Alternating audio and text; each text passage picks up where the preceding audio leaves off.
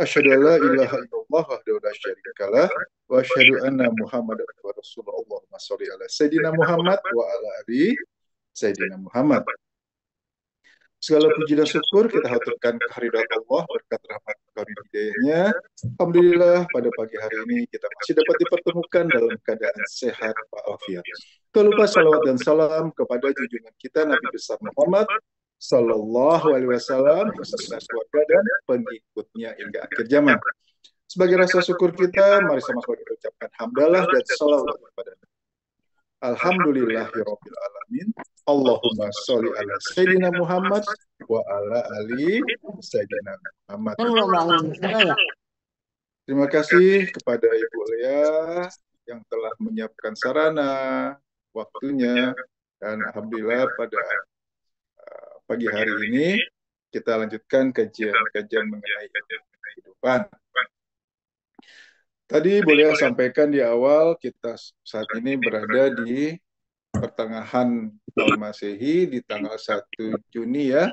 Nah, kalau kita lihat di kalender Islam, hari ini bertepatan dengan tanggal 5 di bulan Ramadan kita mengenal ada 10 malam terakhir, di mana itu ada.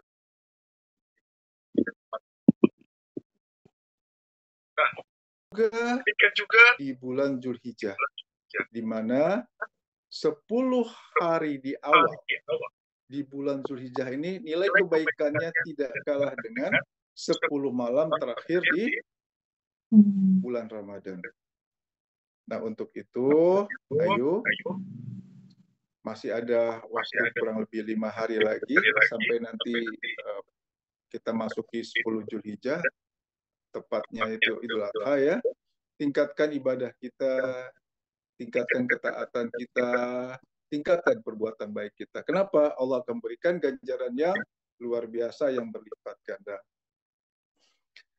Kalau 10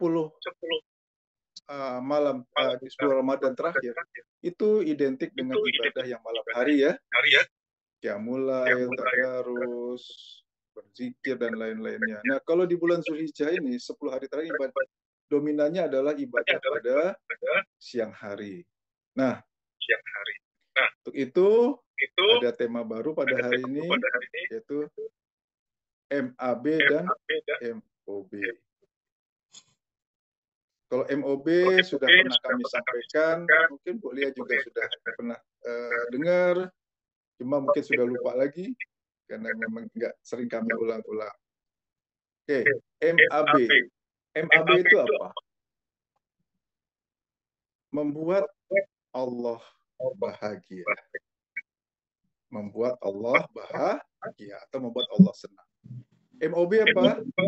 Membuat orang lain bahagia. Membuat orang bahagia, ya. Nah, membuat orang bahagia. Membuat orang lain ya menjadi senang. MAB dan MOB itu ada terkait dengan hablum minallah dan hablum minan, hubungan kita dengan Allah, hubungan kita dengan sesama manusia. Yuk kita bahas dulu MAB. Apa sih sebagaimana biasa pada saat kita mengkaji ya, kita tolabul ilmi, saling mengingatkan, kita dapat metode baru atau ilmu yang baru, tentu ada baiknya kita tahu apa manfaatnya. Apa manfaatnya MAB? Membuat Allah bahagia. Ayo. Kita makin disayang Allah. Nah, betul. Kita makin disayang Allah. Ada lagi yang lain? Mendekatkan diri pada Allah. Itu langkah-langkahnya, betul. Caranya bagaimana? Dengan cara kita mendekatkan diri kepada Allah. Kalau kita lihat di Al-Quran.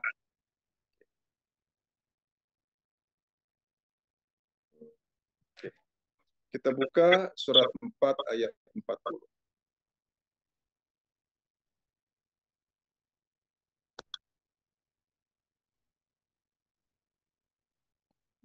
Ayat 4. Silakan. Sungguh Allah tidak akan menzalimi seseorang walaupun sebesar zarah. Dan jika ada kebajikan sekecil zarah, niscaya Allah akan melipat gandakannya dan memberikan pahala yang besar dari sisinya. Nah, kalau sebelum-sebelumnya yang kita bahas adalah ayat surat 40 ini, ayat 40 surat An-Nisa ini di awal, bahwa Allah nggak akan menzalimi sebesar apapun. Nah, yang kita bahas kali ini adalah lanjutannya. Jika ada kebajikan sekecil zarah pun, niscaya Allah akan melipat gandakannya dan berikan pahala yang besar di sisinya. Kalau kita buat suatu kebajikan, kita membuat Allah tuh bahagia, membuat Allah tuh senang, Allah akan lipat gandakan kan? Apalagi di 10 hari di awal bulan Dzulhijjah ini. Dan memberikan pahala yang besar dari sisinya. Baik. Kalau Bu Lea atau Bu Ruby ataupun yang hadir di sini ya, Bu yang hadir di sini, memberikan sesuatu atau hadiah yang luar biasa. Nah, hadiah itu kita berikan kepada misalkan ada anak kita lah ya, yang melakukan hal yang biasa saja atau hal yang luar biasa juga yang buat kita senang. Luar biasa. Saya ulang pertanyaannya. Luar biasa ya. Nah, misalkan ada anak kita ada 2 misalkan, ada 3 lah biar kita ganjil ya. Si A, si B, dan si C. Masing-masing berbuat baik. Okay. A, B, C membuat. Tapi si C ini membuat sesuatu yang sangat baik yang kita senang. Kita akan memberikan ganjaran yang lebih nggak? Misalkan kita berikan hadiah yang lebih nggak? Untuk si C tadi. Dia membuat suatu perbuatan yang kita jauh paling senang. Kita akan kasih berikan pasti sesuatu yang lebih dibandingkan yang lain. Setuju? Iya.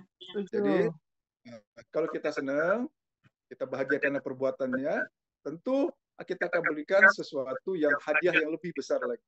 Oke? Yuk, kita lihat sekarang. Kegiatan apa yang Allah akan beri orang yang senang banget, sehingga saking senangnya dia kasih pahalanya banyak banget. Sedekah. Banyak sekali. Sedekah.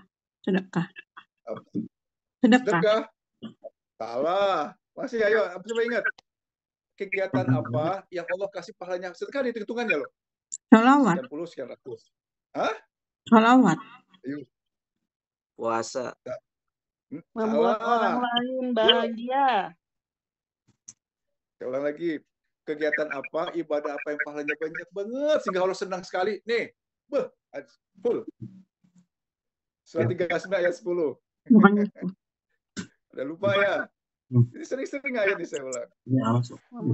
Saking senangnya Allah, ya, saking bahagianya Allah akan berikan apa ganjarannya? Surat 39 ayat 10. Apa ya? Bukannya puasa. Surat 39 ayat 10. Perbuatan yang ini Allah sangat senang. Apa buktinya Allah sangat senang? Allah kasih pahalanya banyak banget tanpa batas. Ayo. Surat 39 ayat 10. Bersabar, ya. Nah, ayo baca. Silakan. Boleh. Katakanlah Muhammad, wahai hamba-hambaku yang beriman, bertakwalah kepada Tuhanmu. Bagi orang-orang yang berbuat baik di dunia ini akan memperoleh kebaikan dan bumi Allah itu luas. Hanya orang-orang yang bersabarlah yang disempurnakan pahalanya tanpa batas. Oh. Bukannya sedekah, Pak Ustadz? Loh, hanya kok masih dipertanyakan. Hanya itu ada sedekah itu ada hitungannya loh. Ibaratnya kita menanam 7 butir, masing-masing butir ada 10 kan gitu kan? Hitung 700. Sholat ada hitungannya. Di Masjidil Haram, Masjidil Aqsa, ribuan, ratusan ribu. Ya, semua ibadah ada hitungannya. Tapi Allah tegaskan di sini, hanya itu ada pilihannya. Hanya orang yang bersabarlah yang Allah berikan sempurnakan pahala tanpa batas. Lihat. Di sini. Berarti kalau Allah kemudian memberikan kompensasi, memberikan reward, memberikan hadiah, pahala tanpa batas. Allah bahagia banget gak untuk orang itu bersabar? Iya, iya. Nah, ini dia. Kan diperjelas. Pada saat kita melihat sesuatu, ada kondisi baik dan baik, nyataan satu yang paling baik, di antara yang ketiga tadi ya, tentu kita berikan hadiah yang lebih. Allah sampaikan tadi, hanya orang yang bersabarlah yang Allah akan berikan pahalanya banyak banget tanpa batas.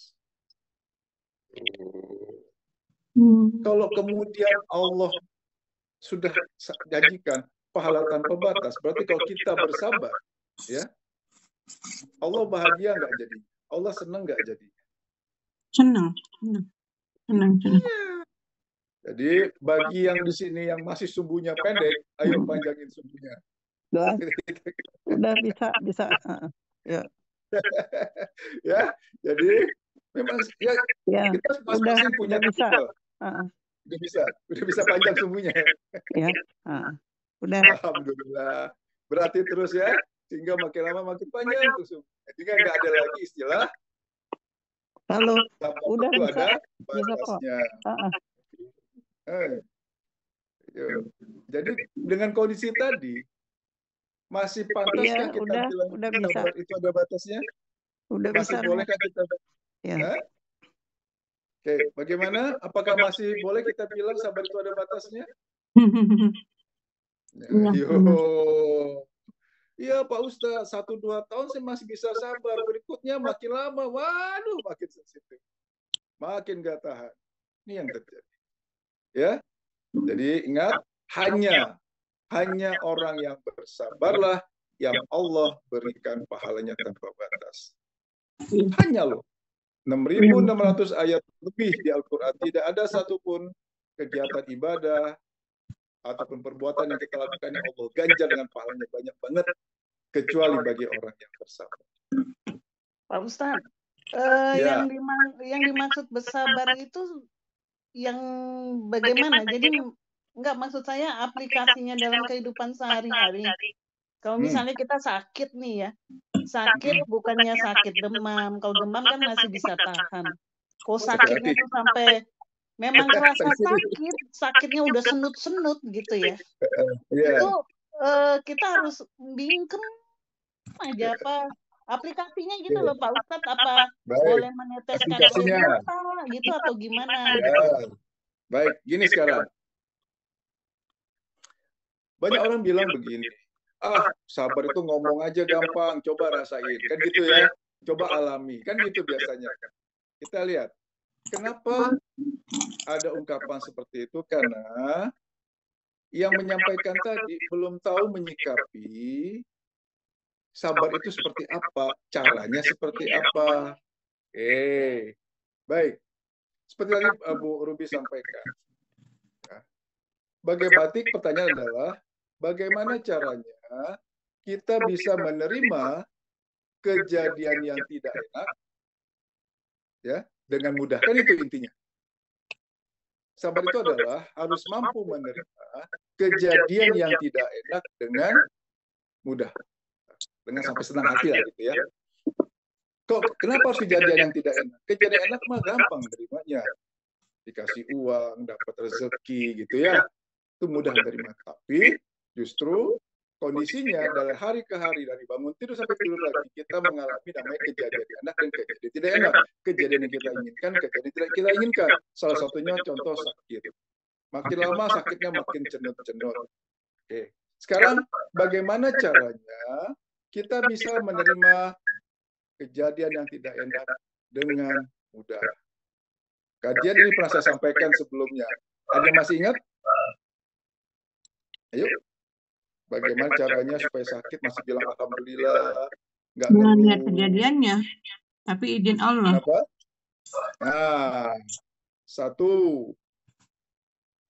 apapun kejadian yang terjadi pasti sudah atas izin Allah. Allah mengizinkan maka terjadi, Allah tidak mengizinkan maka tidak terjadi. Termasuk sakit yang tadi Bu Ruby ceritakan. karena Allah sudah mengizinkan, karena itu sudah ketetapan Allah, karena itu sudah keinginan Allah, bisakah ditolak? Yuk. Pak Ustadz, sebentar. Pak Ustadz, kalau sakit itu kan sakit banget. Boleh nggak kita nangis gitu loh? Maksudnya meneteskan air mata boleh nggak gitu loh? Terus betul, gini. Ya, kenapa sakit menjadi sakit banget dan kemudian sampai meneteskan air mata? Karena satu, sakit awalnya beginilah. Satu, ya, kalau kita sudah menerima kondisi yang ada, ya udahlah, ini sudah sakit kok. Ya memang. Oke, satu, ya, bisa terjadi. Sesuatu yang sudah terjadi nggak bisa kita tolak. Karena nggak bisa kita tolak, mau nggak mau, suka nggak suka, kita harus menerima. Pasangannya jelas, kiri, kanan, depan, belakang, atas, bawah. Nggak bisa diterima, nggak bisa ditolak, ya harus diterima. Itu satu. Yang kedua, tadi Bu Lea sampaikan, ini sudah atas izin Allah. Karena sudah atas izin Allah, pasti maksud Allah itu baik. Dua. Kemudian ketiga, rubah, ya, dari masalah menjadi kebutuhan. Gimana caranya? Pak Ustadz, itu harus makan painkiller loh, Pak Ustadz. Maaf, harus makan painkiller loh, Pak Ustadz. Nggak apa-apa, makan painkiller itu kan secara jasmaninya. Tapi rohaninya ngeluh nggak? Enggak ngeluh. Tapi kan wajar loh, Pak Ustadz, kalau kita sampai meneteskan air mata kan itu sakit banget gitu loh. Benar. Sekarang gini, coba mulai berlatih, ya.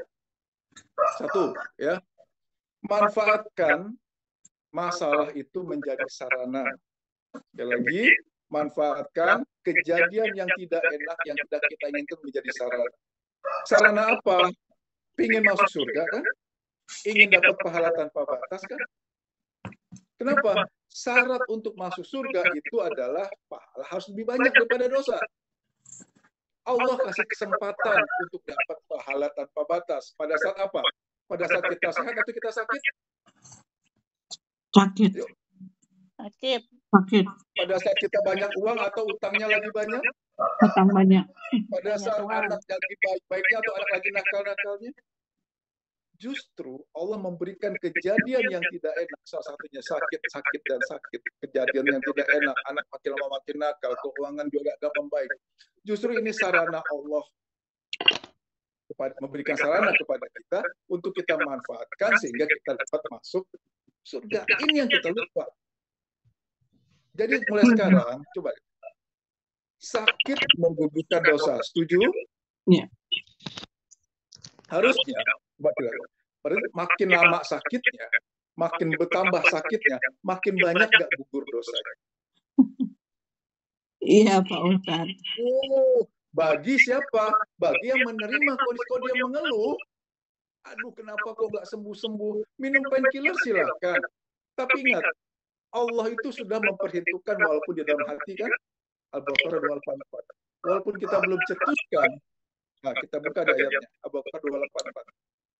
Tapi Pak Ustadz mengeluhnya dalam hati, Pak Ustadz nggak ngomong kok, dan ngeluhnya hanya kepada Allah. Apa itu boleh? Al-Baqarah 284. Al-Baqarah 284. Walaupun itu belum kita sampaikan, belum terucap, baru hanya dalam hati. Ya, silakan. Milik Allah lah apa yang ada di langit dan apa yang ada di bumi. Jika kamu nyatakan apa yang ada di dalam hatimu atau kamu sembunyikan, niscaya Allah memperhitungkannya. Tentang perbuatan itu, bagimu dia mengampuni siapa yang dia kehendaki dan mengazab siapa yang dia kehendaki. Allah Maha Kuasa atas segala sesuatu. Jika kamu nyatakan, kita sampaikan, kita omongin ya, kita ucapkan apa yang ada dalam hatimu, atau kamu sembunyikan, baru ngegertak dalam hati, baru mulu dalam hati. Niscaya Allah sudah memperhitungkannya. Hati-hati di sini. Jadi, betul, boleh lihat tadi. Kan manusiawi Pak Ustadz, namanya sakit keluar air mata. Iya, betul. Ya. Tapi ingat, pada saat Allah mengizinkan kejadian itu terjadi, ya, pasti maksud Allah itu baik. Kenapa? Surat 4 ayat 40 tadi kan, Allah tidak akan menzolimi sekecil apapun. Baik, lihat ke surat Yasin ayat terakhir. Semua kejadian atas wewenang Allah. Atas keizin Allah, atas ketetapan Allah. Berarti pada saat Allah memberikan sakit yang sangat sakit, itu tidak ada keinginan Allah sedikit pun ya, untuk bikin kita menderita. Berarti kalau kemudian saat menjalani kehidupan ini, pasal kita menjalani permasalahan yang ada, maka kita mengalami kejadian yang tidak ingin kita inginkan, kemudian kita merasa menderita, merasa kecewa, merasa sedih, itu benar atau salah? Salah. Ayo, sikap-sikap seperti ini harus kita perbaiki di hari, terutama di bulan-bulan, di hari-hari yang luar biasa seperti ini. Ingat, mengeluh, kecewa, bahkan mengeluh kepada Allah lah sekalipun ya. Kan saya ngeluhnya nggak kepada manusia, kita mengeluhnya kepada Allah. Kalau kita lihat ke surat 14 ayat 7, masih ingat surat Ibrahim ayat 7? Jika engkau bersyukur, kita buka di ayatnya. Engkau beri nikmat, jika engkau tidak bersyukur, azab Allah. Bukan hanya azab Allah. Lihat ayatnya, kita lihat 14 ayat 7. Pada saat kita mengeluh, kecewa, sedih, kan marah dengan kondisi yang ada. Kita lihat, masuk kelompok mana kita di sini? 14 ayat 7. Pak Ustadz, kalau kasusnya orang yang meninggal gimana? Orang terdekat kita meninggal. Oke, baik. Kita lanjut nanti. Kita lanjut dulu. Silakan dibaca ayat.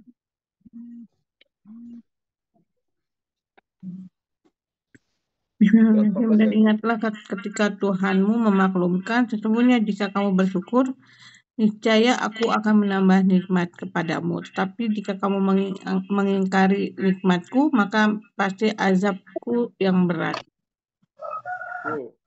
Hanya dua kelompok manusia bersyukur, dia terima kondisi yang ada, Allah akan tambah nikmatnya. Tapi dia mengeluh, kecewa, kesel, sedih, marah, pasti, ada kata-kata pasti loh. Pasti azabku sangat berat. Pasti itu apa? Nggak mungkin enggak kan? Iya. Oke, sekarang kita lihat pada saat kasus meninggal dunia, seorang yang kita kasihi, ya, meninggal dunia, Rasul pun menangis pada saat istri beliau meninggal, paman beliau meninggal, gitu kan? Tetap menangis. Tapi apakah dia mengeluh? Sedih secara wajar, nggak apa-apa. So, memang itu sifat manusia seperti itu. Tapi sedih yang berlebihan, apa istilahnya itu kalau sedih berlebihan itu ya, sampai menggerung-gerung, kok Allah tega banget kan, saya sayang banget. Ini dia. Ini kesempatan yang tidak kita manfaatkan pada saat Allah memberikan sesuatu sarana untuk bersabar, untuk menerima apapun ya, apapun yang Allah tetapkan. Ini yang nggak kita manfaatkan. Jadi pada saat ada kejadian yang tidak kita inginkan, dilihat dari sisi kita memang sedih, kecewa, mungkin marah. Tapi kemudian kita balik, lihat maksud Allah apa ya? Mulai sekarang tuh berlatih seperti itu. Pada saat Allah mengizinkan kejadian itu terjadi pada kita, secara nalar, secara logika, kalau dilihat sisi pandang kita, di sudut pandang kita tuh nggak enak, menyebalkan, nggak nyaman, dan lain-lainnya. Nggak senang lah kita kondisi yang ada. Tapi kita balik, oh ini sudah atas izin Allah. Ingat lagi, Allah tuh Maha Pengasih, Maha Penyayang. Ingat lagi, Allah sudah janji nggak akan menzalimi sebesar zarah pun. Pertanyakan, maksud Allah tuh apa ya? Toh, ada kasus yang meninggal. Oh, ini sarana saya untuk menerima dengan ikhlas kejadian. Begitu, Bu. Manfaatkan jadinya. Kalau lihat dari sisi kita, pastilah. Apalagi kalau kita terjebak ke kondisi yang ada. Pusing, stres, panik, galau, kayak gitu kan. Depresi. Bahkan nggak jarang ada yang bunuh diri. Kenapa? Dia terjebak ke permasalahannya. Dia lupa, harusnya dia manfaatkan permasalahannya. Manfaatkan apa? Untuk bersabar, untuk ikhlas, untuk tetap bersyukur atas apapun yang sudah Allah berikan. Ayo, Nah, yang bunuh pilihan. diri itu gimana tuh Pak Ustadz? Berarti dia tidak menerima ya? Dan memang Ya tidak bersyukur kali iyalah, ya? ya kan? Sudah pasti pertama, satu, dia nggak menerima kondisi. Ini saya nggak, kalau dia nerima ya udah terserah ya Allah, kamu mau masuk penjara, penjara sudah, mau mati, mati sudah gitu kan? Nggak boleh dia mempercepat bunuh diri. Itu loh. Dosa nggak diampuni itu bunuh diri seperti itu. Kecuali hak prerogatif Allah ya. Kenapa sampai kondisi seperti tadi? Karena terjebak permasalahannya. Untuk itu, mulai sekarang, ayo manfaatkan apapun permasalahan kita. Apapun ya, masalah penyakit, masalah keluarga, dan lain-lainnya. Manfaatkan sebagai apa? Manfaatkan sebagai sarana kita nanti untuk masuk surga, bekal kita di akhirat nanti. Kita butuh Penjara itu apa di pahala. sana aja ya? Kita butuh yang namanya nantinya, pada saat diperhitungkan, dihisap nanti, pahala kita lebih banyak pada dosa kita. Setiap hari kebaikan Selamat kita lakukan, pahala kita dapat. Setiap hari kesalahan kita lakukan, sengaja nggak di sengaja, doakan. dosa pun kita dapat. Pertanyaannya, Allah ingin kita masuk surga atau masuk neraka? Masuk surga pengennya Allah juga. Apa buktinya? Yuk. Makanya ada Al-Quran sebagai petunjuk. Nah, Allah kasih petunjuknya. Fulan, ini loh kau ingin masuk surga. Artinya di sini, pada saat Allah melihat kondisi kita saat ini, pahala kita masih kurang, sementara Allah pun ingin kita masuk surga, pakai pun ya, Allah juga ingin kita masuk surga. Apa buktinya? Allah kasih namanya petunjuk Al-Quran. Kemudian, pada saat Allah melihat kondisi kita, pahalanya masih kurang, Allah kasih kejadian yang enak atau kejadian yang tidak enak? Yang tidak enak. Kejadian yang kita inginkan atau yang tidak kita inginkan? Tidak diinginkan. Nah, justru Allah itu memberikan namanya permasalahan hidup yang kita anggap itu masalah, itu sarana kita untuk masuk surga. Itu yang kita manfaatkan. Minum painkiller silahkan, nggak apa-apa. Tapi kalau memang dia memang bisa manfaatkan, dia nikmati nggak sakit.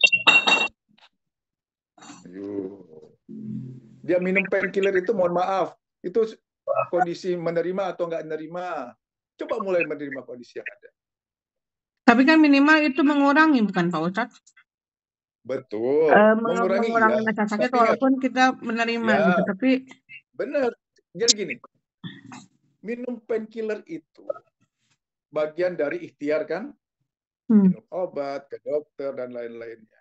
Nah, ikhtiar kita ini biasanya kita lakukan itu setelah kita kondisi menerima, kita libatkan Allah, kita serahkan kepada Allah, atau ujuk-ujuknya langsung ikhtiar. Ini yang perlu kita, ujuk-ujuknya kan, sakit nih langsung minum obat, sakit nih langsung ke dokter. Ini yang kejadian selama ini. Kita balik sekarang, manfaatkan dulu. Ya. Manfaatkan kejadian ini. Sakit, makin lama makin sakit ya. Kondisi mungkin Bu Rika saat ini juga sebenarnya, ayo manfaatkan. Kenapa? Maha baiknya Allah, Allah kasih kesempatan untuk dapat pahala tanpa batas. Maha baiknya Allah, kita dikasih kesempatan untuk dosa kita gugurkan. Bagi siapa yang dosanya gugur? Bagi dia yang menerima kondisi tadi. Menerima dengan ikhlas kondisinya. Saya terima ya Allah sakit ini, alhamdulillah, pasti masuk baik ya Allah. Nah, setelah menerima dan bersyukur atas kondisi yang ada, baru kemudian ikhtiar, diawali dengan berserah diri kepada Allah. Ya Allah, hanya Engkau yang bisa menyembuhkan, hanya Engkau yang bisa bikin memperbaiki kondisi saat ini, hanya Engkau yang bisa apapun menyelesaikan masalah saya ya Allah. Wala haula wala quwata illa billah. Setelah total menerima, benar-benar menerima dengan ikhlas, berikutnya serahkan sama Allah. Kenapa harus serahkan pada Allah? Karena hanya 10:107. Karena hanya Allah yang bisa menyelesaikan hanya masalah. Allah bisa menyembuhkan kita. Surat Yunus 107. Bencana, musibah datang dari Allah dan hanya Allah yang bisa menyelesaikan. Itu loh. Mau tanya, kalau misalnya kita sakit terus di ruqyah ternyata ada penyakitnya medis, apakah itu juga karena Allah, Pak Ustadz? Oke. Apapun kejadian pasti atas izin Allah nggak? Pasti. Pasti. Jadi kita buka deh ayatnya. Surat Yasin ayat terakhir.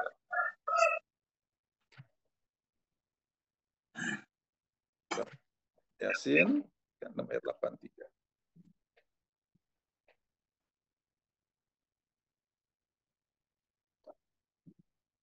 Oke. Silakan. Sesungguhnya urusannya apabila dia menghendaki sesuatu, dia hanya berkata padanya jadilah, maka jadilah sesuatu itu. 83-nya? Maka 183? Maka Maha Suci Allah yang di tangannya kekuasaan atas segala sesuatu dan kepadanya kamu dikembalikan. Di tangannya, di tangan Allah yang Nyai besar kan, kekuasaan atas segala sesuatu. Segala sesuatu itu apa? Urusan yang bermacam-macam. Iya, semuanya yang tadi seperti Ibu sampaikan juga.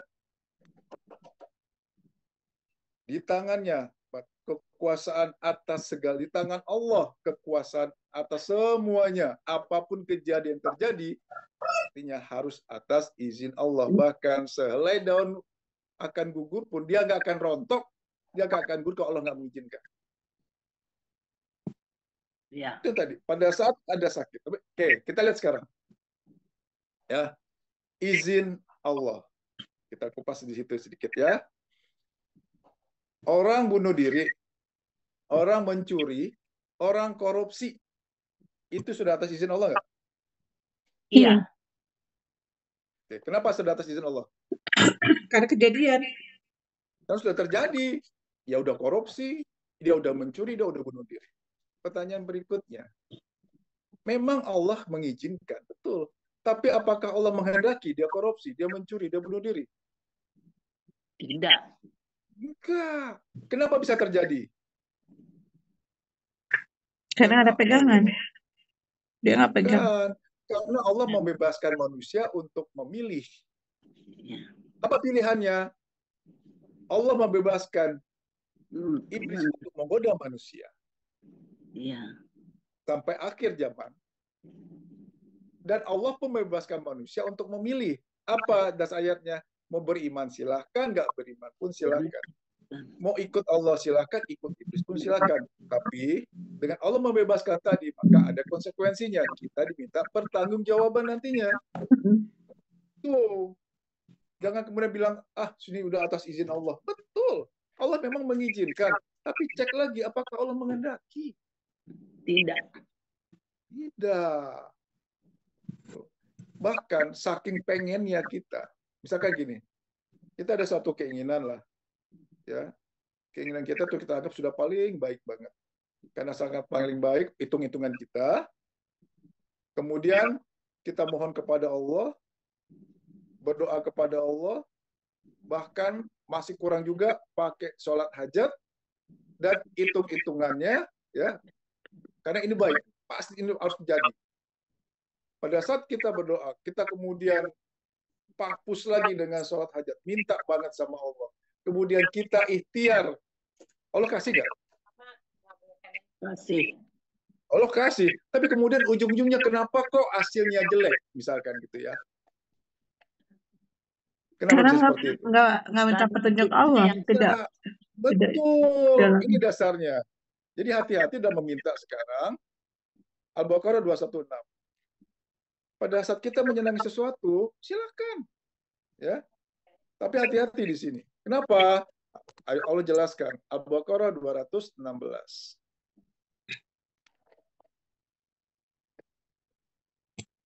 Silakan. Diwajibkan atas kamu berperang, padahal itu tidak menyenangkan bagimu. Tetapi boleh jadi kamu tidak menyenangi sesuatu, padahal itu baik bagimu. Dan boleh jadi kamu menyukai sesuatu, padahal ia tidak baik bagimu. Allah mengetahui, sedang kamu tidak mengetahui. Tuh, hati-hati di sini. Boleh jadi kamu tidak menyenangi, kita tidak suka, padahal itu baik bagimu. Boleh jadi kamu menyukai, kita suka, padahal tidak baik bagimu. Allah tegaskan, Allah mengetahui, sedang kamu tidak mengetahui. Hati-hati dengan sesuatu yang kita inginkan. Hitung-hitungan kita, cara logika baik, betul. Tapi jangan-jangan itu di balik itu ada sesuatu yang nggak baik. Contoh, ini kejadian nyata. Ada salah satu jamaah saya di Bandung, dia bilang, Pak Ustadz, anak saya mau dapat jodoh nih sekarang. Alhamdulillah. Alhamdulillah Bu. Gitu. Orangnya baik, begini, begini. Oke. Ya. Ya udah gimana Pak Ustadz, doain ya. Ya, saya bilang, yuk, Ibu berdoalah, saya bilang gitu kan. Oke. Kejadian. Menikahlah mereka. Anaknya ini. Baru 3 atau 4 bulan ya. 3 bulan, ternyata ketahuan si mantunya ini bandar narkoba. Ayo, cerai kan habis itu langsung kan? Yo, kenapa bisa seperti ini? Doanya adalah supaya dijadi, minta supaya kan itu sama juga ini. Coba apa doanya? Saya yakin doanya pasti, ya Allah, ini calon mantu saya terbaik. Tolong ya Allah jadikanlah mereka pasangan, jadikan mereka pasangan yang baik ya Allah, jadikan mereka jadi menikah kan gitu. Nggak jarang pada saat kita mau berdoa, formatnya ngedikte Allah, maksa Allah. Padahal saya sampaikan tadi, boleh jadi kamu menyenangi sesuatu padahal tidak baik bagimu. Bisa jadi kita nggak menyukai padahal itu baik bagimu. Allah mengetahui, sedangkan kamu nggak mengetahui. Jadi, saya ingatkan diri saya, Bapak Ibu yang hadir di sini, pada saat berdoa, betul-betul fungsinya, posisinya adalah memohon, bukan mendikte Allah. Harus seperti ini. Sampaikan keinginan kita, buatkan perencanaan seperti yang Burbi sampaikan tadi. Betul, bikin perencanaan yang baik. Setelah itu, mohon kepada Allah. Ya Allah, sekiranya kegiatan ini, perbuatan ini, pekerjaan ini mendatangkan keberkahan bagi hamba dan keluarga, mohon ya Allah, mudahkan, lancarkan. Tapi sekiranya hanya membuat susah, membuat menderita, kami sekeluarga jauhkanlah sejauh-jauhnya ya Allah. Gitu. Jadi doa itu bukan mendikte Allah, tetap sampaikan keinginan. Buat perencanaan harus buatkan perencanaan yang terbaik. Tapi kemudian buka opsi. Sekiranya ini bukan yang terbaik, ya Allah gantilah yang terbaik menurutmu ya Allah. Gitu. Itu sama halnya kayak kita mau apply pekerjaan juga ya Pak Ustadz ya. Kalau saya mengibaratnya kan kayak gitu tuh. Apply pekerjaan, perusahaan lah, kerjalah kita. Betul. Untuk semua hal. Untuk semua hal seperti itu, apapun bentuknya. Bikin perencanaan, iya. Hitung-hitungan silahkan buat. Tapi berikutnya, mohon kepada Allah. Sekiranya ini yang terbaik, mudahkan, lancarkan dari Allah. Tapi sekiranya ini hanya mendatangkan kesusahan, mudaratan bagi hamba dan keluarga, jauhkan sejauh-jauhnya ya Allah, dan gantilah yang terbaik. Yang ngasih ceramah. Kenapa? Ibu, sebentar bocor ini. Ibu ini bocor. Rame banget. Coba di mute dulu semua deh. Di mute dulu baru buka satu nanti. Siapa yang mau bicara dibuka. Bocor. Mute all dulu, habis itu Bu Ruby buka. Oke, silakan Bu Ruby. Saya kan pernah dengar tuh ya di media sosial, ya artis lah gitu. Dia berdoa, tapi berdoa misalnya dia minta pasangan. Nah, minta pasangannya tapi dia detail gitu loh, Pak Ustadz. Saya mau gini, saya mau gini, saya mau gini, saya mau gini gitu loh. Itu boleh nggak ya? Kayak seperti itu ya. Kesan saya sih seperti mendikte ya. Nah, gimana Pak Ustadz? Oke. Sampaikan sebelum tadi, sampaikan keinginan kita, kriteria kita boleh, silahkan. Misalkan gini, ya Allah, itu jodoh ya. Berilah jodoh untuk putri saya, orangnya ganteng, taat beribadah, ekonominya mapan, sehat walafiat. Kan gitu ya, lengkap dong ya. Betul? Agamanya taat, fisiknya cakep, sehat lagi. Oke? Betul. Ini kejadian nih ke salah satu kawan saya. Dia doa seperti itu. Oke? Wajar, sah-sah aja. Seperti itu. Kemudian hadirlah salah seorang, agamanya bagus, ekonomi cakep, tapi apa kata dia? Aduh Pak, kayak beruang madu, gitu. Tuh, ya, tuh. Gimana kan? Nah, hal seperti itu. Dia kondisinya dia terima nggak kondisi kayak tadi? Enggak kan? Kenapa? Karena di awalnya sudah terkonsep di pikiran dia harus dapat yang ganteng, ekonominya mapan, baik, agamanya baik juga sifatnya kan gitu. Yang perfecto itu kan nggak ada di dunia ini kan. Allah cukupkan satu sisi, Allah akan kurangkan sisi yang lain. Hati-hati di situ, Bu. Berdoa silahkan. Ya Allah, hadirkanlah, berikanlah 1, 2, 3, 4, 10, 11, 100 pun sekalian. Tapi tutup berikutnya. Ya Allah, berikanlah yang terbaik untuk hamba ya Allah. Pada saat ternyata yang dihadirkan dari 100 kriteria, ternyata hanya 10 yang masuk. Karena itu yang terbaik buat kita terima. Harus terima ya Pak Ustaz. Harus terima. Hati-hati gini. Ini kejadian juga. Ada pertanyaan waktu itu salah satu jamaah ke Pak Guru ya. Mengenai jodoh. Kok jodoh anak saya sulit ya Pak Guru? Pak Guru jelaskan gini. Allah kan sudah menciptakan berpasang-pasangan ya. Misalkan Udin dengan Siti, gitu ya. Aminah dengan Andi, misalkan gitu. Nah, sekarang kita ambil contoh. Pasangan Siti adalah Udin.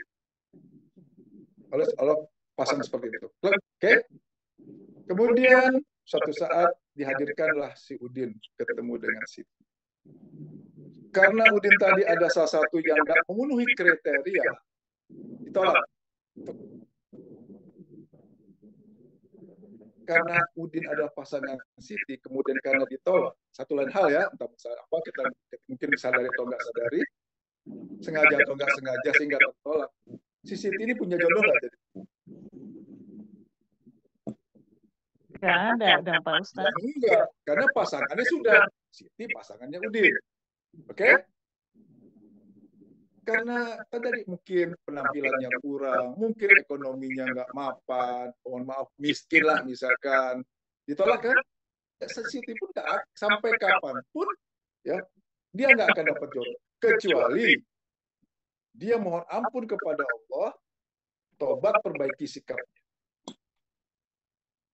Allah kan bisa merubah sesuatu yang sudah ditulis di Lauh Mahfuz. Allah bisa rubah. Bisa, kekuasaan prerogatif ya. Benar, kalau nggak bisa dirubah, ngapain Allah suruh kita sedekah, memperpanjang usia, memudahkan rezeki? Ngapain Allah suruh kita bersilaturahmi? Kalau memang itu sudah tertulis, ngapain Allah suruh kita ikhtiar? Kalau mau udah tertulis, pasrah di rumah sudah. Diam di rumah, kan tidur, makan. Ya udah, kalau mau masuk surga, makan neraka kan gitu. Tidak. Allah bisa merubah, walaupun tadi saya bilang pasangannya sudah tertolak, kemudian si Siti menyadari, oh ada kesalahan yang ada, ya, dia sholat tobat, dia mohon ampun, dia rubah sikapnya, Allah akan ganti. Bisa si Udin datang lagi, bisa diganti bukan dengan Udin, gitu loh. Jelas? Kayak gitu caranya. Berarti Pak Ustaz kalau misalnya maaf. Dengerin ini. Duduk situ. Ya, silakan. Kalau misalnya pada suatu saat nih, misalnya ada misal bukan jodoh ya, maksudnya ada anak lagi jalan sama pasangannya misalnya. Terus kita boleh, kalau misalnya ada kriteria tertentu yang nggak sesuai, kita boleh berdoa atau sholat hajat dong sama siapa? Sama Allah untuk mengetahui apa ini jodoh apa enggak gitu ya Pak Ustaz. Oke, ini kejadian pada saya. Asli ke saya. Ya. Berapa bulan yang lalu, tahun lalu, putra saya bilang ke mamanya, "Ma, kakak, kan dia laki-laki ya, dia panggil kakak udah ada calon, Ma, di daerah Jawa Tengah lah gitu ya. Mana? Oh, Cilacap. Ya udah, kakak mau datang, gitu kan? Ya, kita kenalan yuk, gitu ya. Anaknya baik, gitu kan? Lihat fotonya, kasih fotonya. Kemudian juga kita kasih lihat ke Bu Guru waktu itu, Bu Antono kan. Bu, ini calon anak saya. Wah, cakep nih, kata Ibu, gitu kan. Anaknya baik, katanya. Oke. Kalau kondisi seperti itu apa sih? Doanya minta supaya jadi kan, Allah jadikanlah putra saya dengan si Fulan. Anaknya baik, tamatan Gontor juga sama-sama, pasti agamanya baik lah gitu kan. Doa kita pasti gitu kan. saya ganti doanya. Enggak seperti itu. Ya Allah, sekiranya si fulan merupakan pasangan yang terbaik untuk putra hamba, jadikanlah mereka pasangan yang sakinah mawaddah. Tapi sekiranya tidak, ya Allah, jauhkanlah sejauh-jauhnya, gantilah yang terbaik. Apa yang terjadi? Seminggu sebelum hari H kita silaturahmi, anak saya bilang, "Ma, nggak usah deh, nggak jadi." Simpel. Nggak jadi katanya. Aku juga. Nggak jadi aja, mah. Gitu. Coba kalau kita paksakan, harus begini, harus begini. Allah izinkan, jadi. Tapi ujung-ujungnya apakah nanti bahagia? Itu yang kita nggak tahu. Tapi kalau kita libatkan Allah, ya Allah sekiranya memang benar ya Bu, lagi jalan nih, kriterianya bagus atau enggak, sampaikan kepada Allah. Ya Allah, sekiranya si fulan merupakan jodoh yang terbaik menurutmu ya Allah untuk putri saya atau untuk putra saya, jadikanlah mereka pasangan yang samawa sakinah mawaddah. Tapi sekiranya bukan yang terbaik menurutmu ya Allah, gantilah dengan yang terbaik. Nah, gitu. Cakep kan? Jadi nggak ada trial and error di situ. Uji coba gitu loh. Apa tuh uji coba? Memang analisa kita tuh udah cakep, baik, perfect lah, gitu kan, lengkap. Tapi itu belum tentu baik buat kita. Belum tentu ya, bukan pasti nggak baik, belum tentu. Tapi kalau kita sudah libatkan, minta sama Allah yang terbaik, ya pasti Allah akan berikan yang terbaik. Jadi mintalah kepadaku, maka aku akan kabulkan, kan itu. Doa anak ke orang tua, doa orang tua ke anak, ada hijabnya. Itu pelajaran di sini adalah berdoa bukan mendikte, bukan memaksakan apa yang kita inginkan. Berdoa itu adalah memohon. Yang namanya memohon, sampaikan keinginan, berikutnya buka opsi, silakan untuk Allah ganti dengan yang terbaik jika itu bukan. Gitu. Oke? Ya, makasih Pak Ustaz. Ya, silakan. Yang lain? Ada yang bertanya? Tadi ini baru ini ya, baru MAB, membuat Allah bahagia. Itu baru satu sisi. Berikutnya, saya lanjut dulu ya. Di bulan Zulhijjah ini, mobil khusus di 10 hari pertama, perbanyak mohon ampun kepada Allah. Istighfar. Apa yang saya lakukan? Pak Guru Antono juga lakukan.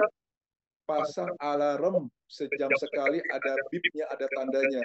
Bunyi alarm itu, oh yes, sejam. Bunyi lagi. Bunyi lagi, mohon ampun lagi kepada Allah. Bunyi lagi sejam berikutnya, mohon ampun lagi kepada Allah. Mohon ampun itu sampai 1 menit nggak sih? Atau 2 menit? Enggak lama kok. Allah menyukai sesuatu walaupun sedikit, tapi istiqomah terus-menerus ketimbang banyak tapi sekali-sekali. Kenapa harus lakukan terus-menerus? Supaya jiwa mohon ampun ini terbentuk ke jiwa kita. Jadi kebiasaan untuk mohon ampun ini terbentuk ke jiwa kita, mohon ampun. Coba. Sejam sekali kita mohon ampun kepada Allah. Taruhlah sekarang jam berapa? Jam 6:30. Nanti jam 7 misalkan ya. Jam 7 mohon ampun kepada Allah. Berarti mohon ampun itu apa? Kegiatan kita sebelum jam 7 nanti kita udah mohon ampun kepada Allah. Sekiranya ada kesalahan yang kita lakukan sengaja pun nggak sengaja, dosa besar maupun dosa kecil, kan itu mohon ampunnya. Oke? Jadi mulai sekarang saya ingatkan diri saya sendiri dan ibu bapak yang ada di sini, biasakan mohon ampun kepada Allah. Terserah teknisnya macam-macam, terserah. Tapi yang terpenting lakukan sesering mungkin. Lakukan sesering mungkin dan istiqomah terus-menerus. Sejam sekali mohon ampun pada astagfirullah. Ya Allah ampun ya Allah. Jadi sebelum mohon ampun kita loh, ya Allah ampunilah dosa hamba ya Allah, besar maupun kecil, sengaja maupun tidak sengaja. Dosa hamba sejak lahir sampai dengan hari ini ya Allah. Ampun ya Allah. Astagfirullah. Astagfirullah. Astagfirullah. Tuh, sampai setengah menit enggak. Terus kemudian siaran membawa dulu. Tuh. Yang kedua, ya. Ada dosa-dosa besar yang nggak bisa dihapuskan dengan istighfar. Caranya bagaimana berikutnya? tobat. Tobat itu apa? Menyesali, kemudian berjanji nggak akan mengulanginya lagi. Berikutnya, sholat tobatlah minimal 2 rakaat aja tiap. Waktunya bebas. Oke? Itu bagian dari hablu minallah, bagian dari membuat Allah bahagia. Allah perintahkan kita sholatnya tepat waktu, apa boleh nunda-nunda? Tepat waktu. Kalau Allah kemudian sholat kita perbaiki terus, baik ketepatan waktunya maupun kekhusyuannya, Allah jadi senang nggak? Allah jadi bahagia nggak? Ya kan? Inilah saya ingatkan diri saya sendiri, ibu bapak yang hadir di sini, ayo di bulan, di hari yang luar biasa ini, ayo tingkatkan ibadah kita buat Allah menjadi bahagia. MAB, membuat Allah bahagia. Oke. Pak Ustaz. Silakan. Saya maaf ya, saya nanya lagi. Jadi saya nanya terus. Pak Ustaz, saya pernah, maksudnya baru-barunya saya pernah dengar ada ulasan yang di media sosial salah seorang ustaz. Dia ada yang bertanya begitu loh. Dia bilang kan gambaran kita kan memang sholat tidak boleh ditunda-tunda. Nah, cuman dia bilang gini, ada saatnya sholat itu boleh tertunda karena ada skala prioritas yang lain. Misalnya gini, dia lebih menghargai kedatangan orang tuanya, biar orang tuanya seneng. Terus ada beberapa saat dia tunda sholatnya gitu loh Pak Ustadz. Katanya karena Allah itu memberikan waktu yang lebih luang untuk keadaan, maksudnya keadaan tertentu gitu loh Pak Ustadz. Itu gimana Pak Ustadz? Oke. Ada namanya kondisi uzur. Uzur itu contohnya adalah kewajiban laki-laki sholatnya harus di masjid kan. Kemudian hujan deras banget. Allah kasih keringanan. Kondisi uzur kenapa? Ya sudah, silakan di rumah. Kemudian yang tadi Bu Ruby sampaikan, pas sholat azan orang tuanya datang. Oke. Kemudian karena dia menghormati orang tuanya, dia menunda sedikit. Bukan menunda banyak ya. Dihormati, silakan Bu, Pak, saya sholat dulu ya. Orang tuanya bilang apa? Enggak mungkin. Jangan, enggak mungkin. Ayo pasti silakan. Kan gitu. Itu pilihan loh. Allah kan tahu bagaimana kondisi kita. Apakah kita menomorduakan atau tidak, atau memang ada kondisi uzur. Tapi itu tadi, kondisi uzur itu kan darurat, nggak setiap saat. Ini dia. Kalau di setiap saat itu namanya bukan darurat, bukan lagi kondisi uzur. Contoh, udah jelas jalanan macet, gitu kan? Tiap kita udah tahu nih, kalau pulang sekarang, nggak keburu sholat maghribnya. Karena macet, Jakarta kan parah macetnya nih. Kita tetap aja jalannya, gitu kan? Kemudian dikodok, diganti. Lah udah tahu jalannya macet kayak begitu. Ya tundalah sebentar. Sampai sholat azan maghrib sholat, baru pulang. Itu pilihan. Itu ya. Sekali lagi pilihan. Dan ingat yang tadi guru sampaikan juga hanya kejadian yang insidental kan sekali-sekali ya. Iya Pak Ustaz. Nah, oke. Itu pilihan sekali lagi. Baik. MBA, membuat MAB, membuat Allah bahagia. Ada yang bertanya sebelum saya masuk MOB, membuat orang bahagia? Lanjut aja Pak. Lanjut aja Pak. Okay. Membuat orang bahagia. Orang yang terdekat dengan kita siapa? Keluarga. Keluarga. Ada anak, ada suami, gitu ya. Mungkin orang tua kita. Nah, step awal MOB ini adalah, ayo kita bikin senang, kita bahagiakan orang yang terdekat dengan kita, baru orang yang di luar. Itu bikin bahagia dulu keluarga. Mungkin senang dulu lah, bikin senang lah. Biar gampangnya senang kita ganti. Contoh sederhana. Kesenangan Pak Yanyan, minumnya minum dingin atau minum panas, Bu? Ya. Minum dingin. Es dingin. Oke. Begitu udah beliau keluar, kemudian pulang, biasanya minta dulu baru diberikan, atau begitu datang sudah belum minta udah dikasih. Minta dulu. Ya, salah tidak. Tapi yuk tingkatkan. Mana Pak Yanyan lebih senang? Dia minta dulu baru dikasih, atau belum minta udah ada nih, mana dia lebih senang? Sediain Simpel, dulu. kan? Sediain dulu. Ya, itu. Pagi misalkan, bagi ada yang bapaknya suka senang ngopi, tunggu minta, Ma, Bun, bikinin kopi, atau begitu dia bangun kopi udah tersedia. Gorengan udah siap, ayo. Tapi ada Simple kalau itu. orang yang nggak menerima Pak Ustadz, kita kasih ini tuhnya dia nggak suka atau bagaimana gitu, padahal kita niatnya memang ngasih ke orang itu kan. Betul. Nah sekarang kita ngasih ke orang tersebut niatnya untuk menyenangkan orang tersebut atau karena Allah niatnya. Harusnya kan Allah ya.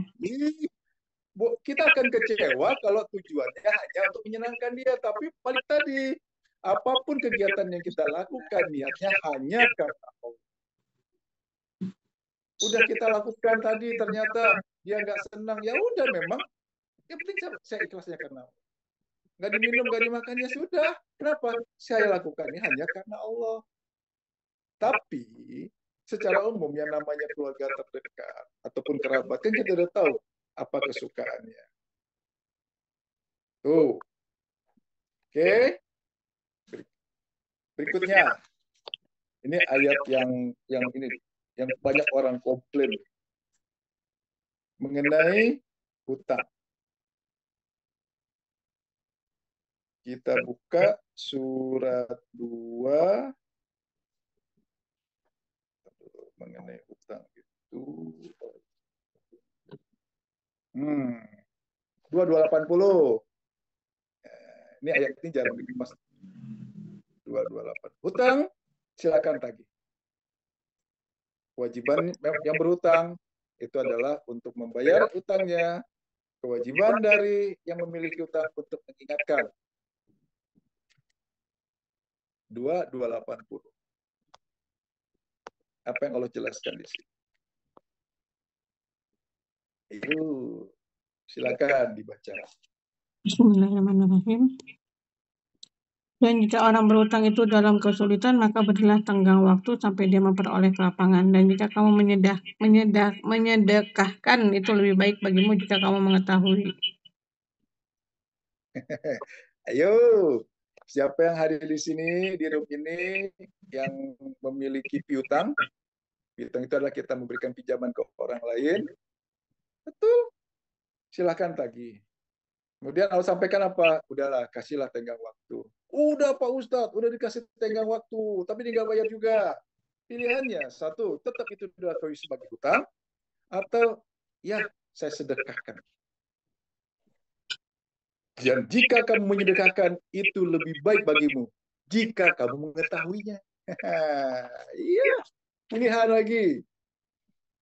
Kalau kondisi saat itu, di mana Allah melipat gandakan nilai kebaikan kita, pada saat ya udahlah, hutang kamu saya ikhlaskan, saya maafkan, nggak usah bayar lagi. Dia jadi bahagia nggak?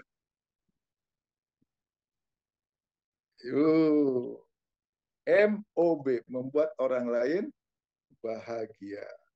Kapan momen-momennya? Manfaatkan saat-saat seperti ini gitu loh. Tingkatkan sedekah kita. Sedekah itu bikin orang senang kan? Kemudian melepaskan kesulitan orang lain, membantu orang lain keluar dari kesulitannya. Silakan macam-macam bentuknya. Mungkin secara materi, mungkin secara imateri. Apa contohnya? Ya tadi ada ketemu kawan yang lagi mengeluh, kesel masalahnya dengan nggak selesai-selesai, sampaikan. ajaran sama ini, metode yang sudah pernah kita bahas sama-sama. Yuk, MOB, membuat orang lain bahagia. Oke, simpel kan? Kita semua tahu kok kondisi kita masing-masing. Karena itu ada perbedaan ya. Bagaimana kita bisa membahagiakan orang lain, kita tahu di situ. Tinggal sekarang mau atau tidak kita lakukan. Oke? Pak Ustadz. Ya, silakan. Maaf nih ya, maaf banget. Kadang-kala kan memang kita misalnya mempiutangkan kepada orang lain. Ternyata orang lain itu memang pada saat itu dia tidak berkemampuan. Kemudian beberapa waktu kemudian dia berkemampuan, tapi dia tidak melakukan gitu loh. Itu bagaimana Pak Ustadz? Malah dipakai hura-hura, jalan-jalan, seneng-senengnya dia. Itu gimana Pak Ustadz? Nah, kita balik sekarang. Dari sisi kita, nyebelin kan? Bikin kesel kan? Bukannya bayar utang dulu, malah beli mobil baru. Bukan bayar utang dulu, malah jalan-jalan. Kan gitu ya? Dari sisi kita. Oke. Karena kan saya pakai tadi. Ayo mulai belajar, mulai berlatih. Maksud Allah menghadirkan orang yang kayak begini ini apa ya? Oh, ternyata sarana saya untuk dapat bersabar kan? Kapan lagi dapat pahala tanpa batas? Kalau semua kondisinya aman-aman aja, enak-enak saja sesuai apa yang kita inginkan, nggak akan dapat pahala tanpa batas. Allah hadirkan kayak tadi. Seharusnya dia mampu bayar utang ke kita, tapi dia tunda-tunda. Mungkin mana dia nggak mau bayar? Nggak mengelak sana sini. Manfaatkan. Saya terima ya Allah kondisi ini. Kenapa? Sini atas izinmu ya Allah. Yang kedua kenapa? Ini sudah terjadi. Saya terima ya Allah. Pasti masukmu baik. Alhamdulillah. Oke? Satu. Yang kedua, ada pilihan tadi. Tetap Ibu Ruby akui itu sebagai hutang, catat sebagai hutang, nggak apa-apa. Nanti hitung-hitungan kalau dia nggak bayar, di akhirat nanti kan. Atau, ya sudahlah, saya sedekahkan ya Allah. Kan udah berjanji.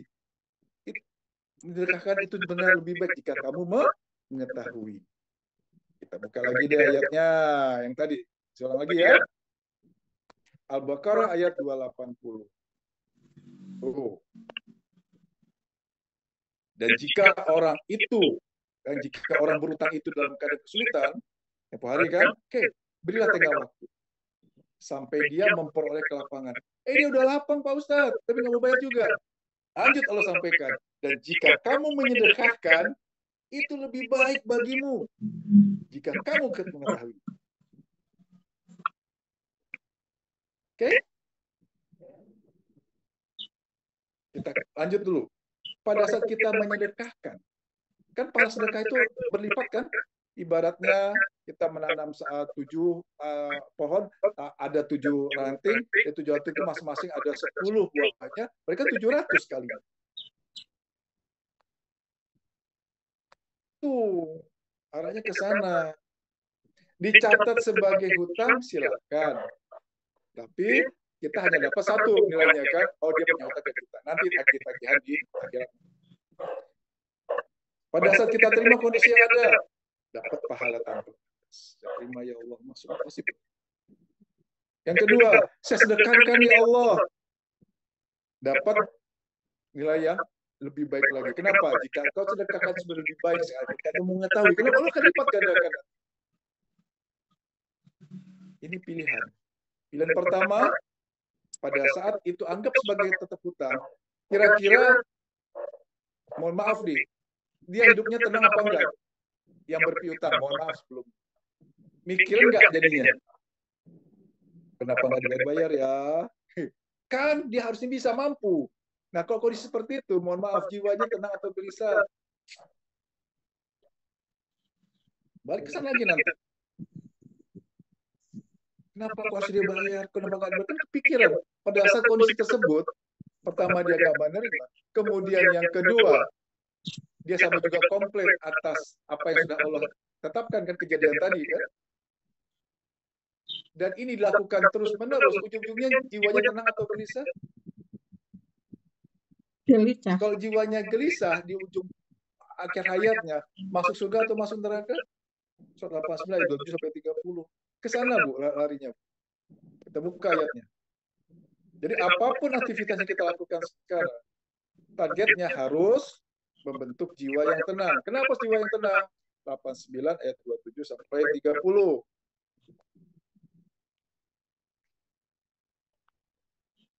Al-Fajr ayat 27 sampai 30.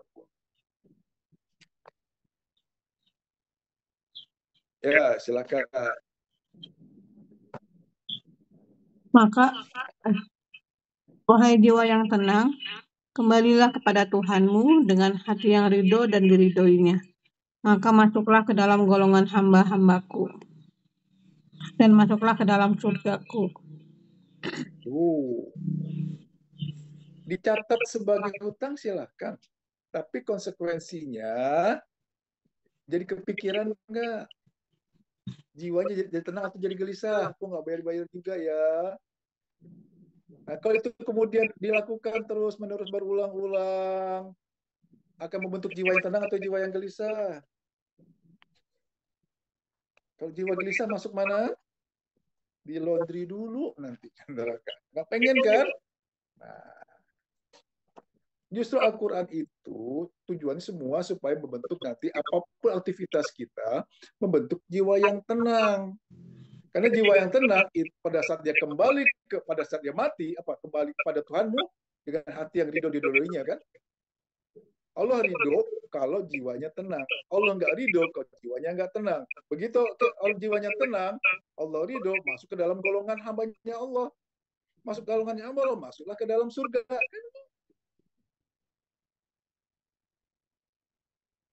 Itu secara ruhani, secara jasmaninya. Kalau jiwanya tenang, sehat nggak jadinya? Nyaman nggak dia? Itu dia. Itu ya, Bu Ruby. Pak Ustadz mau nanya. Ya, Pak Ustadz. Iya. Kalau misalnya yang menghutangkan meninggal, terus si yang terus dia mau bayar utang tapi yang utangnya udah meninggal, terus gimana yang harus kita lakukan, Pak Ustadz? Oke. Kalau kemudian ada itikat baik dari ahli warisnya untuk melunasi hutangnya, pilihannya dua. Oke. Diterima, nggak apa-apa, sah, halal. Kenapa? Itu memang hak kita yang sebagai yang meminjamkan. Tapi jika kita memaafkan, ayat tadi kan jelas, jika engkau sedekahkan itu lebih baik bagimu. Begitu keluarganya datang, Bu, orang tua saya ada utang ya. Oh iya, ada berapa? Sekian. Oke, kami kembalikan ya sekarang. Ada dua pilihan. Ibu terima atau ibu sampaikan gini. Ya sudah, saya ikhlas, saya sedekahkan. Mana pilihan? Pilihan itu? Dua-duanya benar, dua-duanya benar. Tapi jika engkau sedekahkan itu lebih baik bagi jika kamu mengetahuinya. Itu ayatnya. Apalagi dilakukan di bulan Zulhijjah ini, di bulan Haram ini, di 10 hari pertama. Wah, luar biasa sudah. Bahagia nggak dia? Senang nggak orang keluarganya? Kalau kita maafkan, kita ikhlaskan, kita sedekahkan. MOB, membuat orang lain bahagia. Itu. Ya, di sini juga hadir Bu Novi, ibu-ibu juga yang lain, Bu Rika. Tentu yang namanya kita saat sedang menjalani kehidupan ini, kita akan terus Allah berikan permasalahan demi permasalahan. Tapi ingat, sudah ada janji-janji Allah. Apa janji Allah? Al-Baqarah 286. Allah tidak akan membebani seseorang melainkan sesuai dengan kemampuan. Allah Maha Pengasih, Maha Penyayang. Apapun yang Allah berikan kepada kita, apapun permasalahan yang Allah berikan, apapun ujian yang Allah berikan, itu pasti sesuai dengan kemampuan. Karena pasti sesuai dengan kemampuan artinya apa? Kita pasti bisa menerimanya. Pasti dalam kapasitas kita. Janji Allah berikutnya apa? Bersama kesulitan ada kemudahan. Al-Insyirah ayat 5 dan 6. Bersama kesulitan ada kemudahan. Sesulit apapun tenang aja. Kenapa? Ini pasti akan selesai. Ada solusinya. Ada penyelesaian. 2 kali Allah berjanji, 2 kali Allah menegaskan kembali. Bersama kesulitan ada kemudahan. Berikutnya, bersama kesulitan ada kemudahan. Yang ketiga, Allah Maha Pengasih, Maha Penyayang. Janji Allah apa? Allah tidak akan menzolimi sekecil apapun. Pada saat Allah memberikan permasalahan demi permasalahan, tidak ada keinginan sedikit pun bagi Allah untuk bikin kita susah. Kenapa kita susah? Karena kita anggap itu masalah yang nggak enak, yang saya nggak mau, yang nggak saya butuhkan. Kita balik sekarang. Pada saat Allah memberikan kejadian yang tidak kita inginkan, itu sarana kita untuk dapat pahala tanpa batas. Sarana kita untuk tetap bersyukur. Sarana kita untuk bersama Allah. Innallaha masabirin. Allah beserta orang-orang yang sabar. Siapa orang yang sabar? Orang yang menghormati, orang yang menerima apa yang sudah Allah tetapkan. Saya terima ya Allah, pasti maksudmu baik ya Allah. Alhamdulillah. Begitu kita menerima, kemudian kita mensyukuri, Allah berjanji, jika kita bersyukur, Allah akan tambah nikmatnya. Demikian juga sebaliknya. Begitu kita mengeluh, kecewa, kesel, kenapa masalah nggak selesai-selesai. Bersabar bersama Allah, tidak sabar bersama siapa? Begitu dia tidak terima kondisi yang ada, mengeluh, kecewa, kesel, sedih dengan hal yang berkelebihan, dengan kondisi yang ada. Termasuk orang yang bersyukur, tidak bersyukur? Tidak bersyukur. Bersyukur dapat apa? Nikmat. Pahala tanpa batas. Tidak bersyukur dapat apa? Tidak bersyukur? Pasti azabku sangat pedih. Hati-hati di situ. Oke? Hati-hati sekali lagi. Saya ingatkan, yang namanya tidak bersyukur, mengeluh kecewa manusiawi. Enggak. Dasar ayatnya apa? Surat 7, ayat 16 dan 17. Bau banget itu.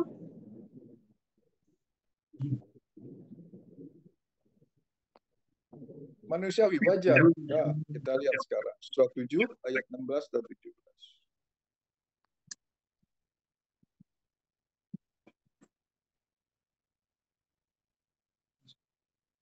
Silakan. Ya.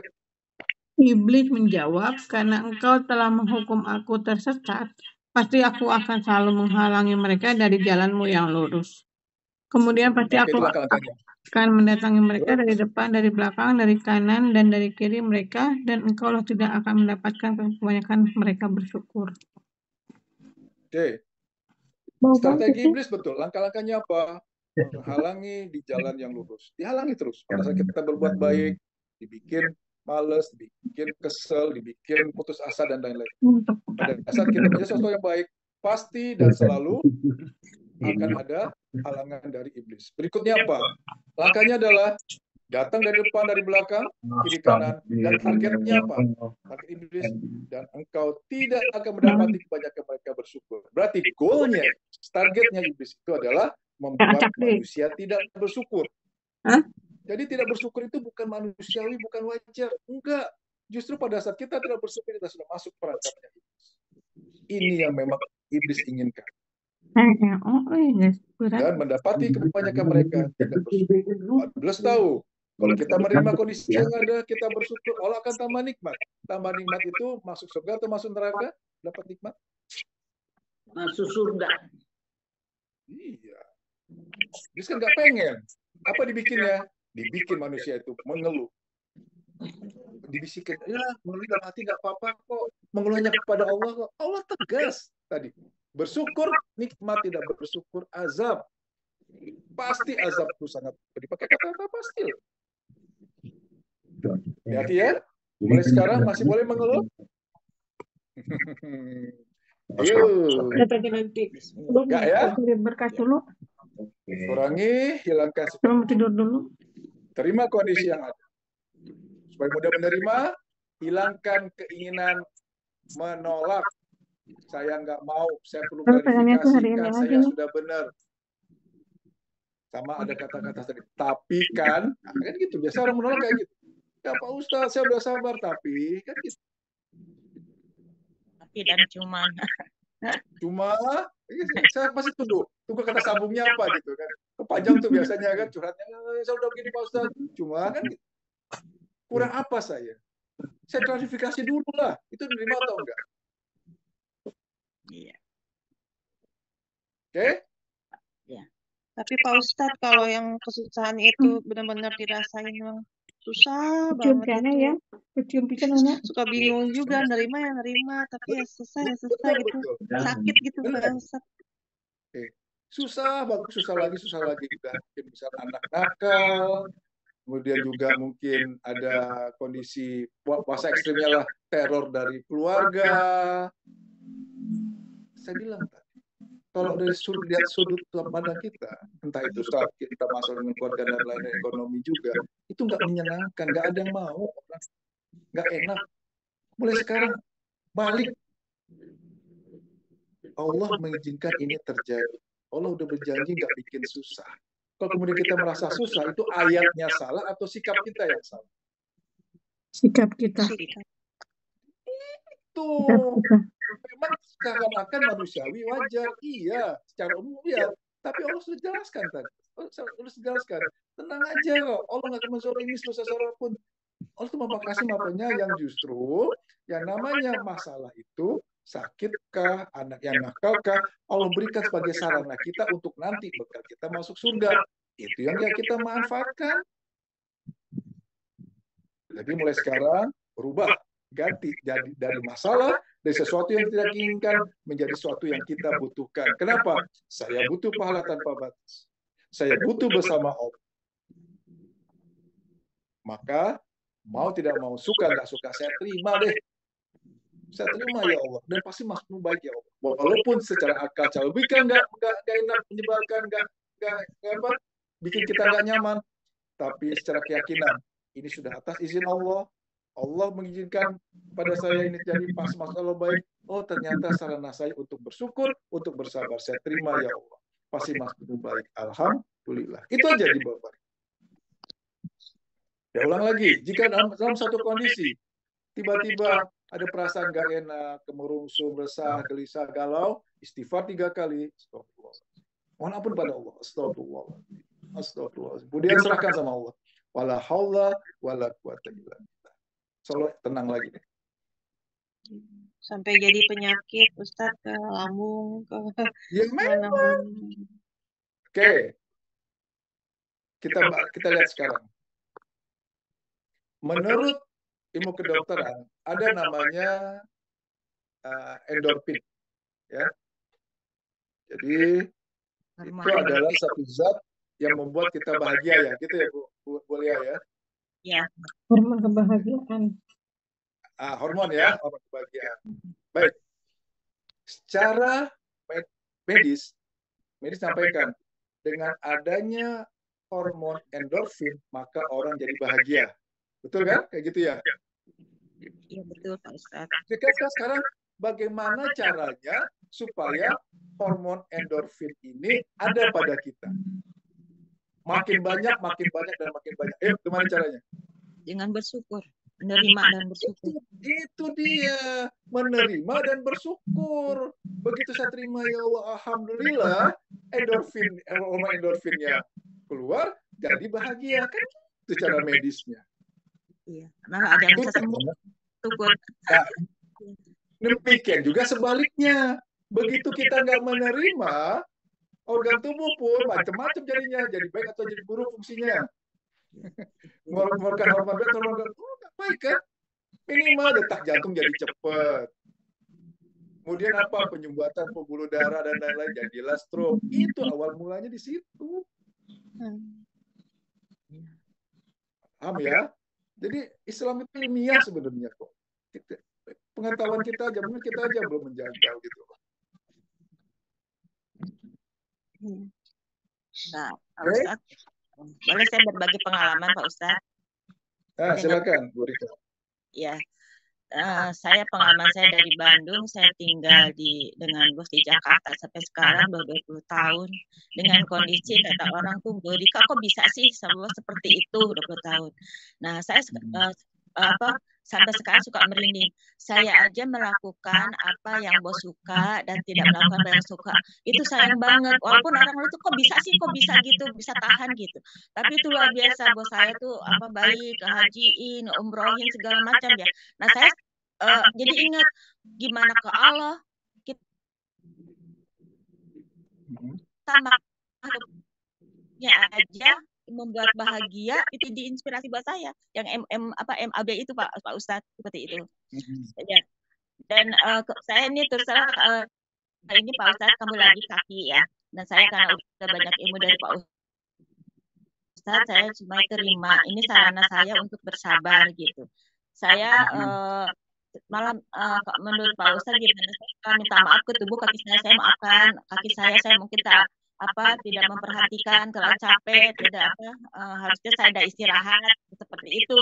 Minta maaf ke tubuh sendiri, mungkin saya terlalu jolim gitu. Tapi ini cuma sarana saya buat bersabar gitu. Itu aja Pak Ustadz untuk pengalaman seperti itu. Ya, kalau di nanti salah saya mau cerita ya. Baik Bu Rika.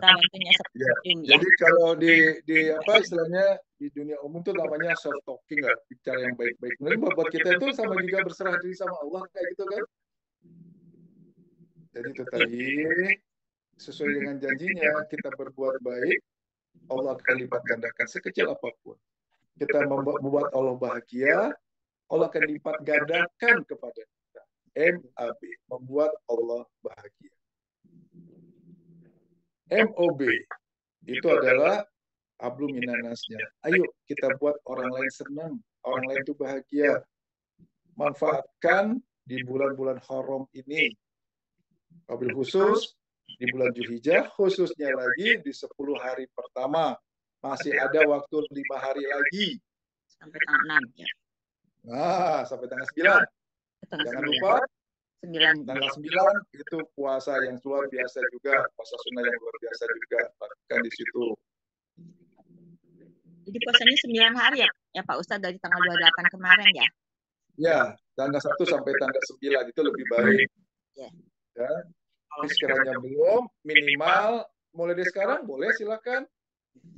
Atau minimal sekali ya pas tanggal 9-nya. Itu ya. Oke. Ada yang ingin bertanya? Pas jam 7.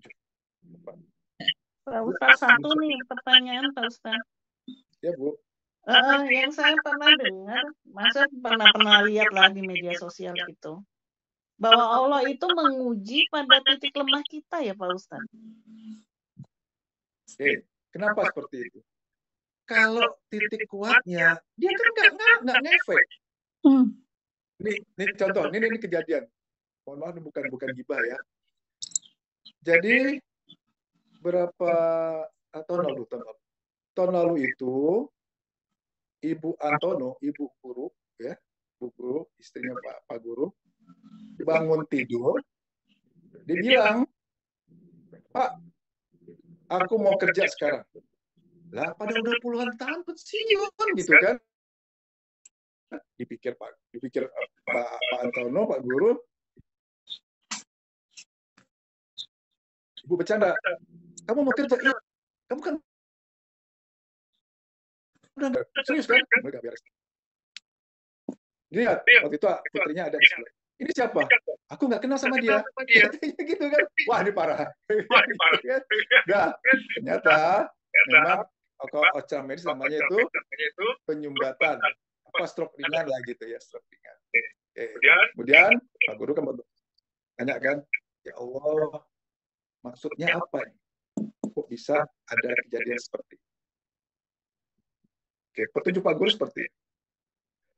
Kalau yang dibikin sakit itu Pak Antono nggak ngefek. Kenapa? Karena dia terima semua yang ada. Dia nikmati sakitnya itu. Dia manfaatkan, beliau manfaatkan. Justru yang dibikin sakit itu adalah Ibu Antono. Supaya kenapa? Nanti keluarganya pengen jadi lebih, mungkin silaturahminya jarang jadi lebih sering. Memang ujian itu diberikan kepada yang memang sisi lemah kita. Supaya kenapa? Supaya kita memperbaiki kan? Tapi hati-hati juga. Ada kalanya sisi kekuatan kita itu bentuknya ujian juga. Pada saat kita diberi kelebihan rezeki. Gini deh, contoh sederhananya. Pada saat rezeki kita taruhlah dapat rezeki, dapat bonus 1 juta. Kita keluarin berapa? 2%-nya berapa dari 1 juta? 20.000 ya? Ya kan? Atau 2,5% lah bisa kita keluarkan. 250.000. Gampang ngeluarinnya nggak? Udah, ya kan? Cuma 25.000 misalkan gitu, 2,5%-nya. Sekali waktu Allah kasih 1 miliar. Ngeluarinnya berapa? 25 juta kan? Kira-kira gampang apa sulit ngeluarinnya? Ya, pada saat kecil gampang. Begitu gede mulai mikir, lumayan nih 25 juta. Itu, ada kalanya ujian juga diberikan pada saat kita sedang kuat. Sekarang kita balik ke kondisi yang lain. Pada saat kita sedang berkecukupan, kita bersedekah, wajar. Duit banyak, sedekah, ya, suatu hal yang wajar. Tapi pada saat kita pun sedang berkekurangan, mungkin juga sedang pas-pasan, kemudian kita juga tetap bersedekah, itu yang luar biasa. Sedekah itu nggak melulu harus uang ya. Sekiranya memang ada yang paling gampang uang, ya silahkan berikan. Apalagi kita melakukan sedekah itu pada kita pun sedang saat butuh-butuhnya ataupun setelah kita saat kekurangan. Kalau duit lagi banyak, sedekah mahal yang wajar, nggak meningkat jiwa sedekahnya di situ. Tapi pada saat memang kita sedang berkekurangan, pas-pasan misalkan, kita tetap sedekah. Nah, kita tetap keluarkan sedekah, itu yang luar biasa. Begitu. Ada lagi yang ingin bertanya? Terima kasih Pak Ustaz.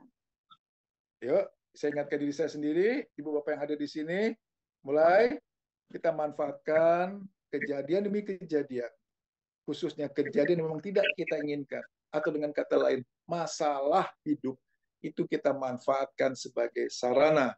Sarana apa? Sarana untuk membuat Allah bahagia, MAB, membuat orang lain bahagia, MOB. Cukup ya? Gak ada yang bertanya? Mari kita tutup. Oh ya, satu lagi sebelum saya tutup. Sampaikan fadilah Fatihah ke diri sendiri pada saat sedang sakit misalkan.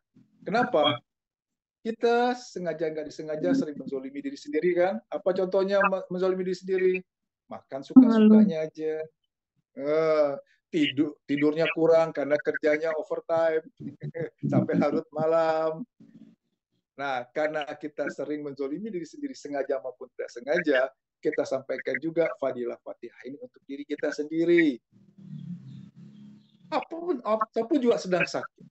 Khususnya juga kepada anak yang masih nakal, bahkan tambah nakal. Jadi, formatnya adalah doa. Ya Allah, yang Maha Pengasih, Maha Penyayang, kami mengucapkan surat Al-Fatihah, mohon ya Allah, fadilahnya disampaikan kepada junjungan kami, Nabi besar Muhammad Sallallahu Alaihi Wasallam beserta keluarganya. Jadi ke Rasul dulu, Al-Fatihah. Oke? Setelah itu, baru sampaikan yang kita tuju. Ya Allah, kami ucapkan surat Al-Fatihah ini, mohon ya Allah, fadilahnya disampaikan kepada anak kami yang bernama, sebutkan nama. Dan kami sendiri, ya Allah, khususnya penyakit yang ada pada diri hamba ini, ya Allah, Al-Fatihah. Itu. Ya, itu namanya kita menyampaikan fadilah Fatihah. Ingat, Fatihah ini umul kitab, di sana banyak sekali hal-hal yang luar biasa, manfaatnya sangat banyak. Itu, bacakan fadilah Fatihah ini minimal setelah sholat. Sampaikan ke Rasul, berikutnya sampaikan kepada yang kita ingin tuju satu persatu. Baik, sekarang mari kita tutup, sama-sama kita membaca fadilah Fatihah. Yang pertama ke Rasul, berikutnya kepada yang akan kita sampaikan satu persatu nanti.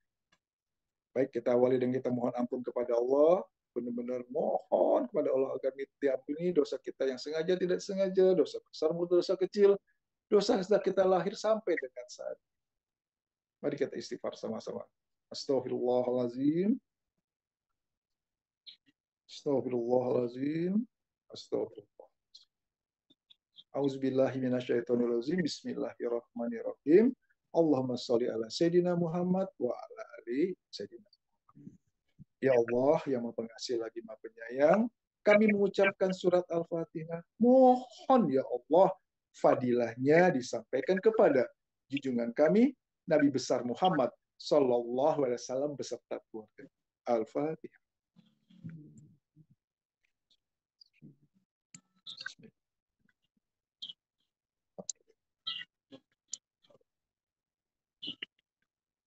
Ya.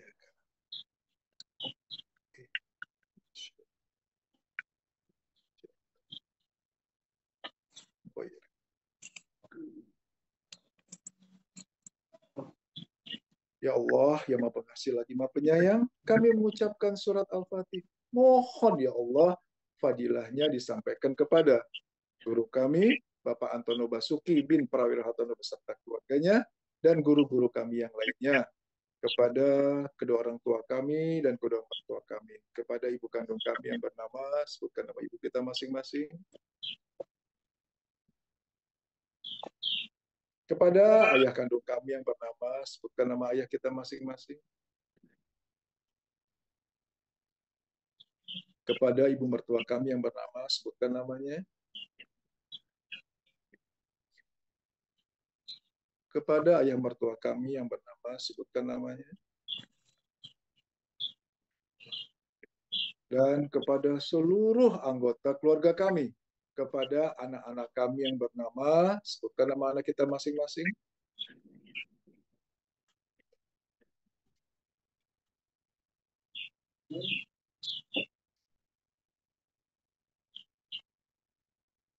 kepada istri atau suami kami yang bernama, sebutkan namanya, dan kami sendiri yang hadir pada hari ini. Sebutkan nama kita masing-masing. Dan juga mohon ya Allah, fadilah dari surat Al-Fatihah yang kami bacakan ini disampaikan kepada seluruh saudara-saudara kami, kaum muslimin muslimat, mukminin mukminat yang saat ini berada di belahan dunia yang lain, yang sedang teraniaya, tertindas, terzalim, wabil khusus yang berada di Palestina, Gaza, dan sekitarnya. Al-Fatihah.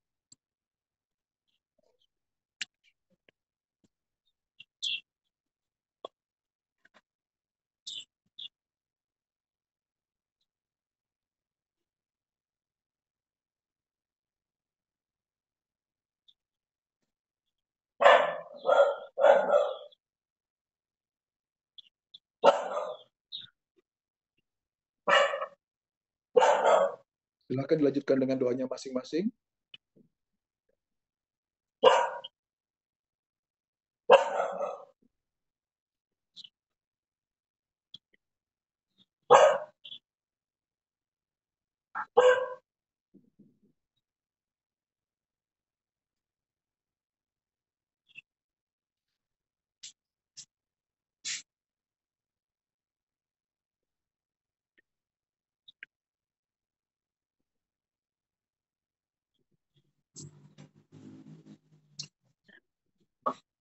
Amin, amin ya rabbal alamin. Yang benar datang dari Allah, sekiranya salah dari saya. Nah, sekiranya yang tadi sampaikan dari menyinggung perasaan, saya dimaafkan, diwakili oleh Bu Ruby. Ya Pak Ustadz, sama-sama saya juga dimaafkan. Sama-sama Bu, saya maafkan juga. Terima kasih atas maafnya. Mari kita tutup dengan membaca hamdalah. Alhamdulillahirabbil alamin. Doa kafaratul majlis. Subhanallah wa bihamdika asyhadu alla ilaha anta astaghfiruka wa atubu ilaik. Assalamualaikum warahmatullahi wabarakatuh. Terima kasih Pak Ustadz. Terima kasih Pak Ustadz untuk kajian hari ini. Terima kasih dan Bu Lea. Bu Reka. Terima kasih buat semua. Kangen Dan kita nanti ketemu lagi di minggu berikutnya. Mudah-mudahan bisa berjalan ya. Sekali lagi makasih Pak Ustadz, makasih buat kehadirannya. Kita ketemu lagi. Bye-bye. Assalamualaikum warahmatullahi wabarakatuh. Waalaikumsalam warahmatullahi wabarakatuh.